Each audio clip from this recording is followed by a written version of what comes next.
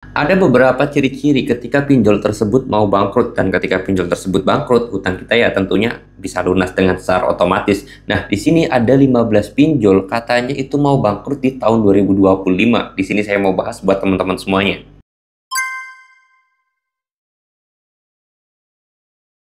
Assalamualaikum warahmatullahi wabarakatuh teman-teman semuanya. Pada kesempatan video kali ini saya ingin membahas tentang ada 15 pinjol yang akan bangkrut di tahun 2025.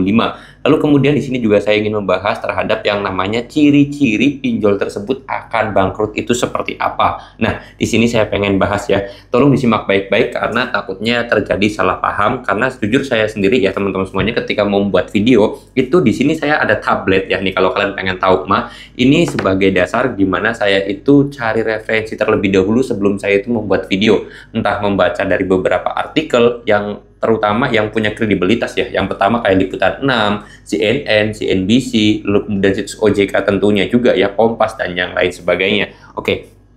Ada beberapa ciri-ciri ya. Yang pertama itu mempunyai TWP yang sangat rendah atau tingkat wan prestasi gampangannya. Artinya dari banyaknya nasabah yang minjam itu banyak nasabah yang galbay. Itu pertama. Membuat TWP tersebut turun itu bisa berpotensi besar yang namanya pinjol tersebut bangkrut ya.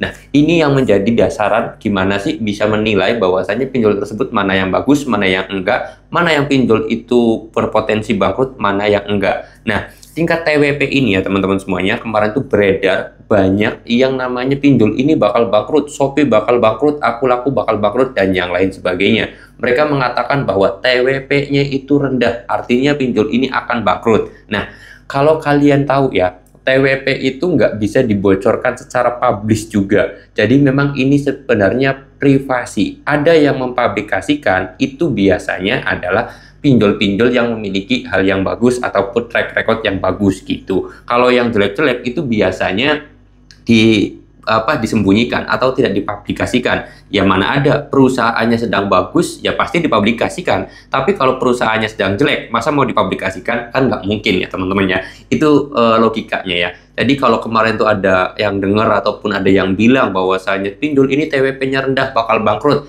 itu adalah bisa dikatakan berita yang tidak benar ya teman-teman semuanya. Mana ada sih perusahaan yang ketika lagi jelek dia publikasikan. Kalau laporan kepada pihak OJK itu wajib, tetapi pinjol juga mempunyai hak bahwasanya perusahaan tersebut boleh dipublikasikan atau tidak, seperti itu.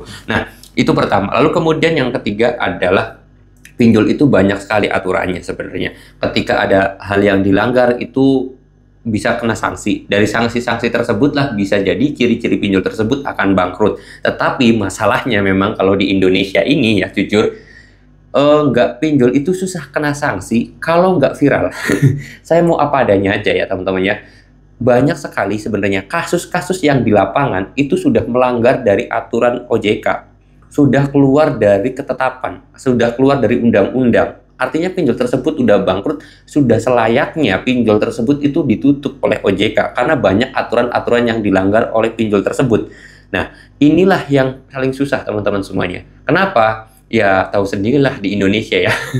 Kalau nggak viral nggak bakal diproses, tapi kalau udah viral baru diproses, seperti itu. Nah, terus kemudian saya sendiri pengen menjawab terhadap pertanyaan teman-teman semuanya. Bang, gimana katanya tahun 2025 ini ada 15 pinjol yang bakal bangkrut atau bakal ditutup?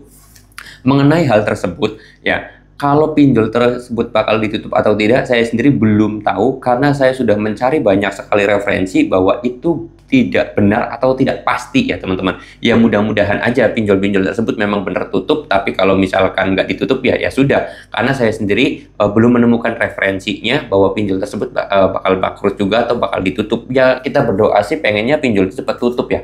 Jadi ini pertanyaan dari Instagram, ya lupa ya. Kalau kalian mau tanya-tanya juga boleh tinggal DM aja ke Instagram saya, linknya sudah saya taruh di deskripsi video ini. Insya Allah nanti kalau kalian itu tanya ya saya usahakan bantu jawab dengan menggunakan video ya teman-teman semuanya, seperti itu. Oke, jadi untuk masalah ciri-cirinya hanya dua aja. Kalau masalah lebih detail dan juga lebih dalamnya ini sangat susah teman-teman ya, karena menyangkut peraturan-peraturan yang harus dibacakan, kalau dibaca ya sekitar berapa ya? Nyampe lah 2 jam videonya.